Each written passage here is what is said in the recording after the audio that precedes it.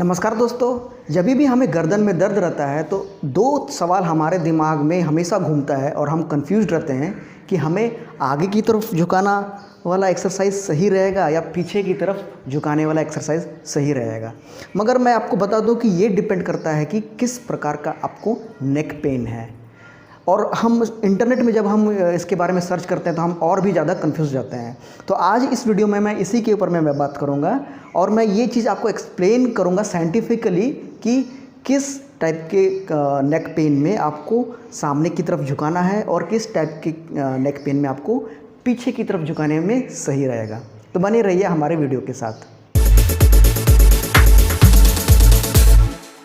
दोस्तों, अगर आप हमारे चैनल में नए हैं तो इसे ज़रूर सब्सक्राइब कर ले और सब्सक्राइब करने के साथ साथ बगल में बेल आइकन है उसको भी प्रेस कर ले ताकि नए वीडियोस की नोटिफिकेशंस आपको मिलते रहेंगे।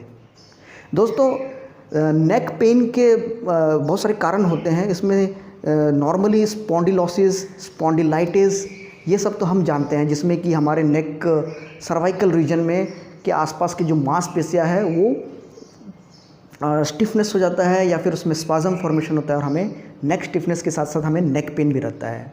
मगर नेक पेन का एक और सबसे इम्पॉर्टेंट कारण है सर्वाइकल डिस्क बल्ज, यानी कि हमारे गर्दन के आसपास जो नेक के आसपास जो डिस्क है उसमें हर्निएशन हो गया या फिर डिस्क बल्ज हो गया, जिसकी वजह से आसपास की नसें दब गई हैं और हमारे हाथों में भी कई बार झिमझिम रहता है।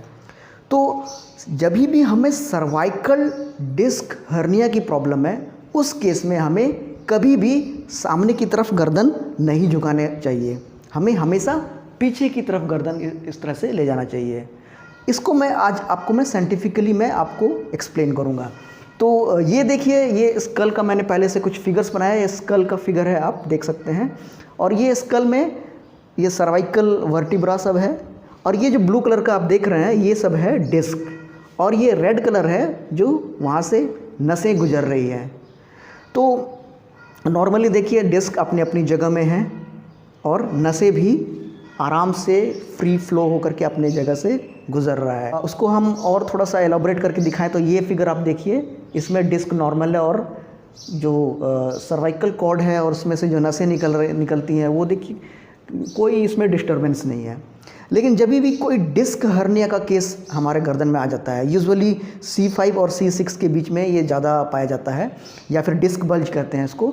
जब भी डिस्क बल्ज होता है तो आप देख सकते हैं कि इसको मैंने इस तरह से रिप्रेजेंट किया। डिस्क हल्का सा बल्ज हो गया, देखिए जो गैप है दोनों वर्टिब्रल बॉडी के बीच में गैप है वो भी कम हो गया है और डिस्क हर्निएट हो गया, बल्ज हो गया और वो पीछे से जो नर्व्स गुजर रही है उसको कंप्रेस कर रहा है।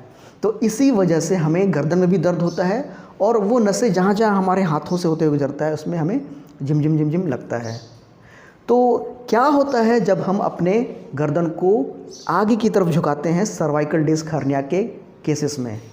तो ये एक और फिगर आप देखिए, जब भी हम अपने गर्दन को सामने की तरफ झुकाते हैं, ये गर्दन को मैंने सामने की तरफ झुकाया, मैंने इसको ऐसे रिप्रेजेंट किया है, तो आप देख सकते हैं कि डिस्क जो है वो और पीछे की तरफ खिसकने की कोशिश करता है और जो हर्निएटेड डिस्क है जो उसमें से जेल निकला हुआ है उसको और भी ज़्यादा निकालने की कोशिश करता है और इसमें जो कंप्रेशन है वो बढ़ जाता है, हमारे नस में कंप्रेशन बढ़ जाता है।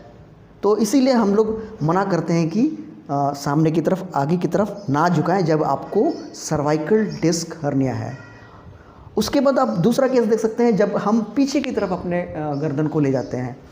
तो जब हम पीछे की तरफ अपने गर्दन को ले जाते हैं तो जो ऑलरेडी जो बल्ज डिस्क था वो पुश होता है सामने की तरफ और इस नर्व को वो फ्री छोड़ देता है। आप देखिए कितना क्लियरली इसमें दिखाई दे रहा है। और इसीलिए हम सर्वाइकल एक्सटेंशन एक्सरसाइज यानी कि हम गर्दन को पीछे की तरफ करने के लिए बोलते हैं सर्वाइकल डिस्क हर्निया में। इससे दर्द तो कम होता ही होता है और साथ में जो डिस्क बल्ज है वो भी एडजस्ट होने का कोशिश करता है, अपनी जगह में वापस जाने का कोशिश करता है। मगर देखिए कई बार neck pain cervical spondylitis, spondylosis की वजह से होता है, नेक स्टिफनेस की वजह से होता है। उस केस में हमें चारों तरफ मूवमेंट करना चाहिए। हम सामने की तरफ भी झुका सकते हैं, कोई इश्यू नहीं है। हम पीछे की तरफ भी अपने गर्दन को झुका सकते हैं, इसमें कोई प्रॉब्लम नहीं है। उसके साथ साथ और भी एक्सरसाइज जैसे आप तो जानती हैं, रोटेशन, साइड बेंडिंग, चिन टक, ये सब तो आप जानती हैं। तो इसीलिए हम लोग जब भी सर्वाइकल डिस्क हर्निया की केसेस आते हैं, हम उनको सामने की तरफ ना झुकने के लिए हम बिल्कुल मना करते हैं और हम उसको पीछे की तरफ अपने गर्दन को लेने के लिए बोलते हैं। और सामने की तरफ बार बार ना झुकाए, गलती से भी ना झुकाए, इसीलिए हम उनको सर्वाइकल कॉलर भी प्रेस्क्राइब करते हैं पहनने के लिए। तो सर्वाइकल डिस्क हर्निया में का ट्रीटमेंट के लिए क्या क्या एक्सरसाइजेस है, क्या इफेक्टिव एक्सरसाइज इससे आप ठीक कर सकते हैं, इसके बारे में पहले ही वीडियो बनाया हूँ, आप यहाँ जाके देख सकते हैं। मैं लिंक भी डिस्क्रिप्शन में दे दूँगा। और अगर आपको ये वीडियो पसंद आया तो इसे ज़रूर लाइक करें, शेयर करें अपने फ्रेंड्स के साथ। और अगर आप हमारे चैनल में नए हैं तो इसे ज़रूर सब्सक्राइब कर लें। Thank you for watching friends, bye bye.